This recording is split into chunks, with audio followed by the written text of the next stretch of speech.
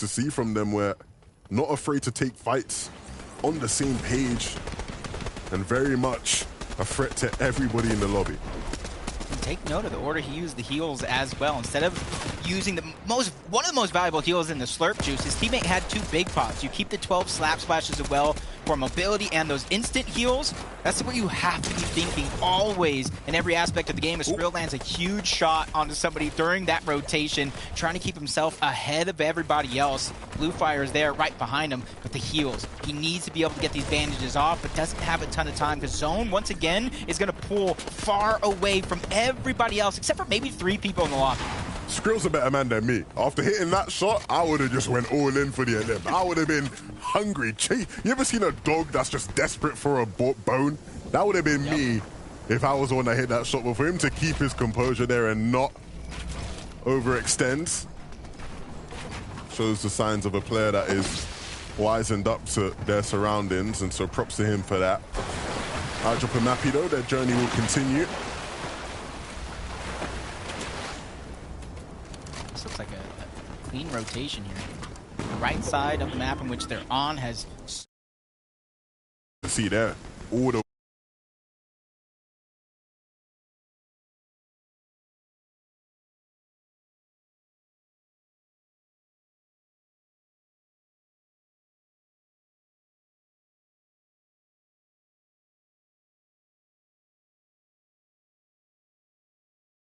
make sure you're willing to commit some materials as well to protect yourself. You see Thomas there trying to build around him and stopping for a moment just to get some heals off before trying to regroup with Malabuka as well.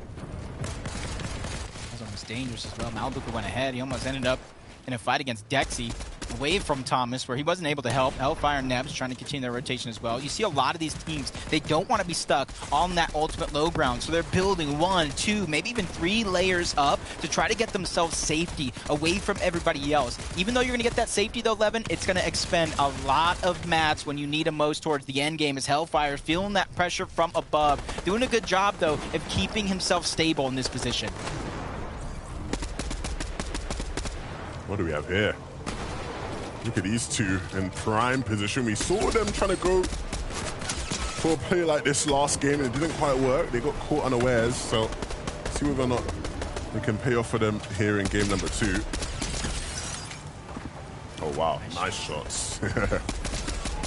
Holding onto that high ground as much as possible, making sure that if anybody is daring enough to try to launch pad or rift or use any border mobility to try to get from point A to point B, they're going to have to go through them first. Jalen taking a little bit of a swim. Twee's right behind him. They're trying to go ahead and get ahead. This is what I'm saying. Once you get stuck on that ultimate low ground, there's so many opportunities for you to get taken out, and this is going to be a tough spot for Jalen. Some of those walls aren't even his, and he has no builds left. Meanwhile, smooth sailing from Mixon and Blacha. They're high up in the sky, just terrorizing, putting pressure from above with the flapjack.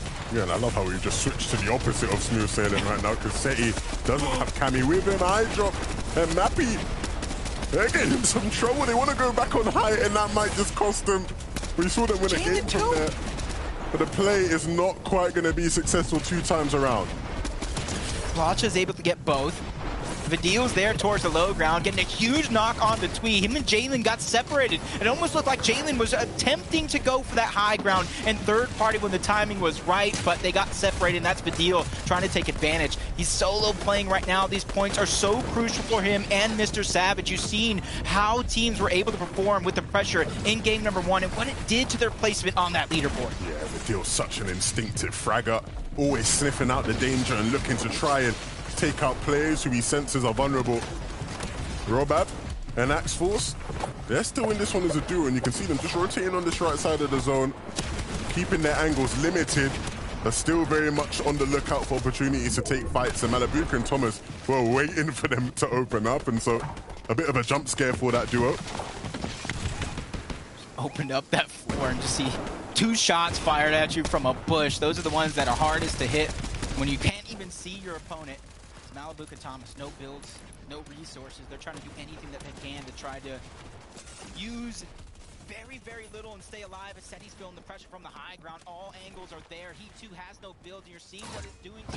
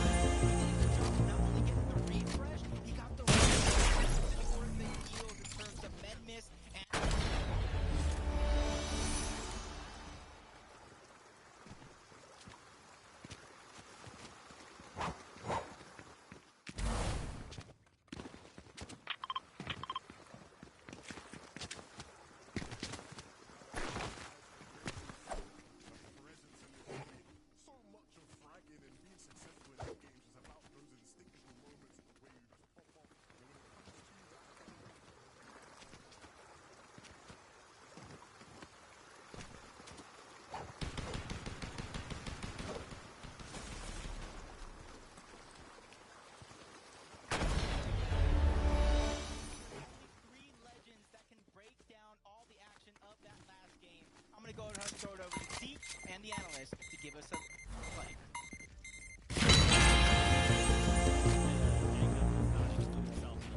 Jacob, you're a legend in my heart, okay? Don't ever forget that. My oh my from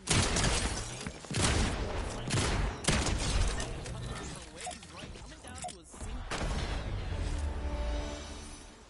Thinking back to last season, right? They're thinking, hey, major number 2 is all about aggression. That's where we want to be. And you know what, Vivid? I'm here for that.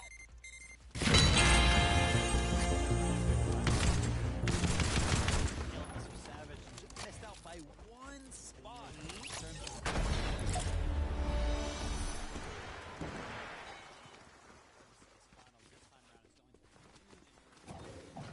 I mean, with the deal playing like this, finding solo clutches against the biggest. Well, they're actually rotating towards that front side of zone as early as possible. They wanted to get ahead of everyone else because they know there's so many tall buildings inside of Mega City you can't break through. There's so much water around there, so many hills. You don't want to get caught on the backside. They did that really well.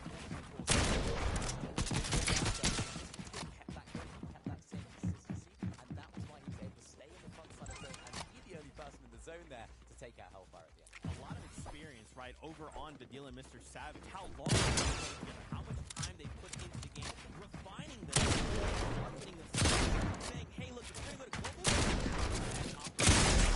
once that, they will pick up the victory.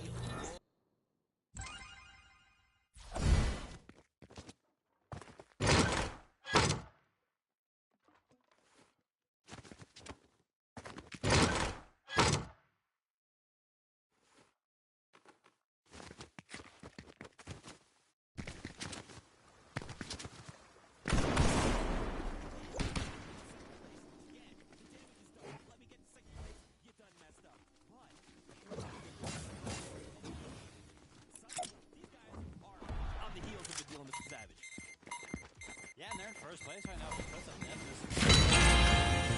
Was left the Hellfire to actually do the same exact thing in game number 2, and he did a great job of doing that. For a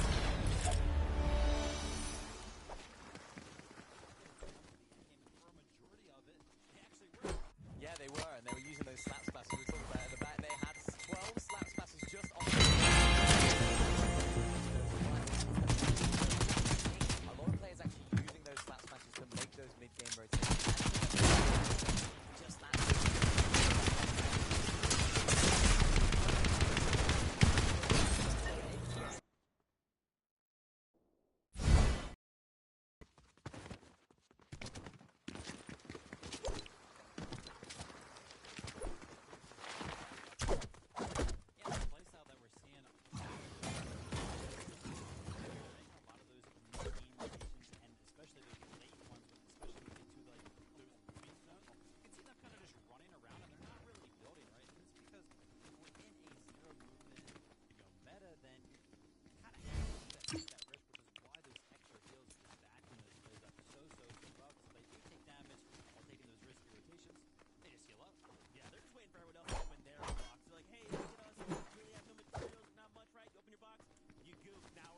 Place, and we now have 12 eliminations.